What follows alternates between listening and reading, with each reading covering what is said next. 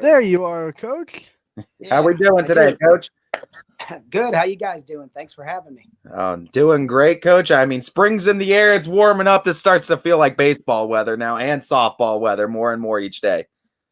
That's right. Yeah, we're looking forward to getting out today, actually, and maybe getting on the field for the first time.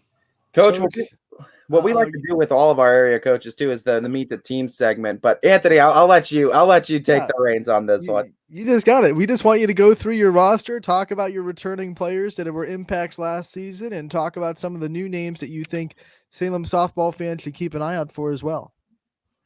Well, it starts with Riley Troy, the senior in the circle. Last year was her first year being the primary varsity starter. She struck out about 100, and she's just a team leader in the middle and a very good athlete on the mound and at the plate. 22 stolen bases and 22 attempts last year shows you a little bit about her athleticism. Center fielder, senior Jenna Mcclish is lightning on the bases. I know you guys know her from basketball a lot too and from softball last year. She can set the tone. She's been taking up a lot of slapping in the offseason, and we're excited to see where that takes her. Max Zumbar will probably be our starter at first base, along with Madeline Workman, a senior. Second base right now, we're looking at Sophie Maniscalska, who's a freshman.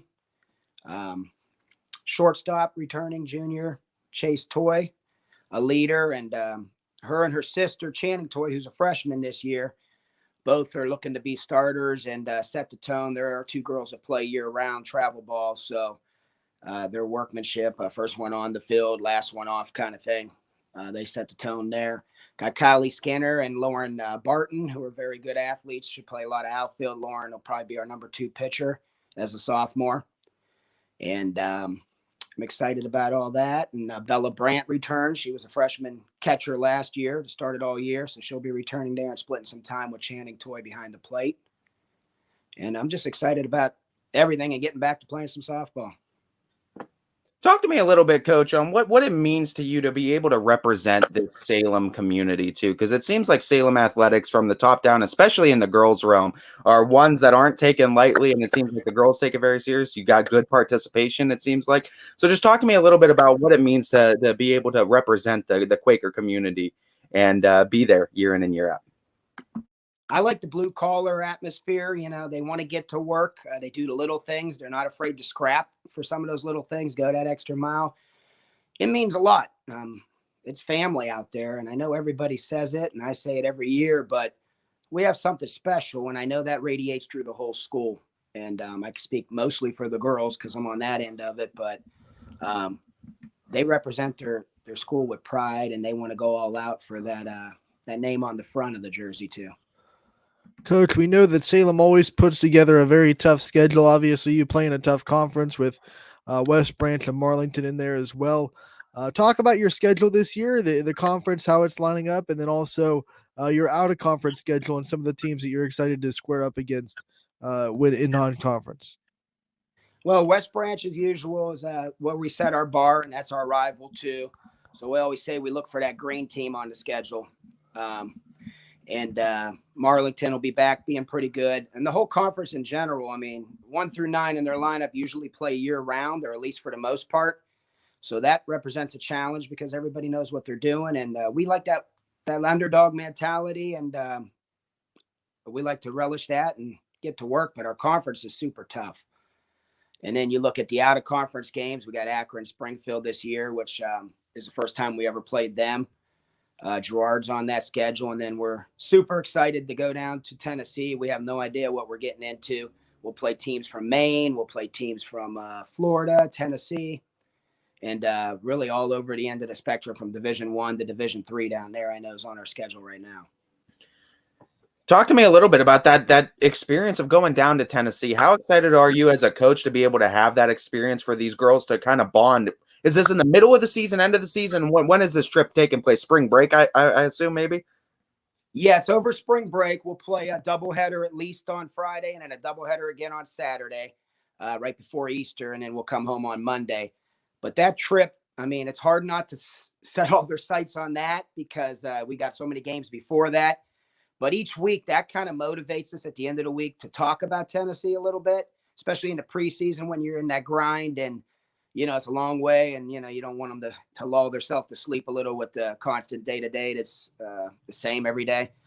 And the girls are super excited, from everything on what we're eating to the dinner show to going downtown down there.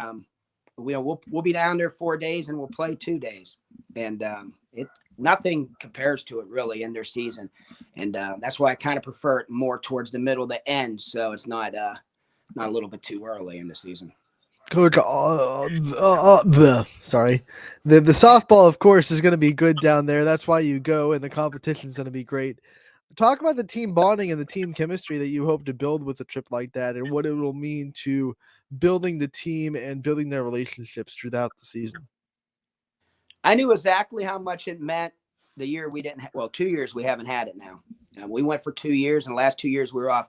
To see some of those seniors the first year during COVID not have that, and still talking to them. I mean, I talk to them every couple months, and to see how much that meant. I mean, some of the times the girls, when they're living through that, they don't realize how much fun they had till later.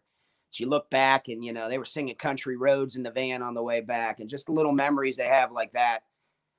Nothing compares. I mean, we're out looking for bear, down there, and them girls, just from the music they play to everything they do, nothing compares to it from a bonding standpoint. And year to year, that just carries over. This trip this year will carry over into the rest of the season and next year, and the bond just gets closer than it could without the trip by far. I think Salem does a phenomenal job doing hiring head coaches, but I also think the head coaches at Salem do a great job of putting the right people in the program and around them as well to set it up for success. Yeah, I want to give you that chance to shout out some of your assistants in this program and just some other big names in the Lady Quaker softball program that are so influential that maybe don't get as much limelight or spotlight as they should. Well, you're 100% right. I mean, everybody looks at the head coach in the interview. Again, it's all about the players, but the only way to surround yourself and do the right things is with the right people.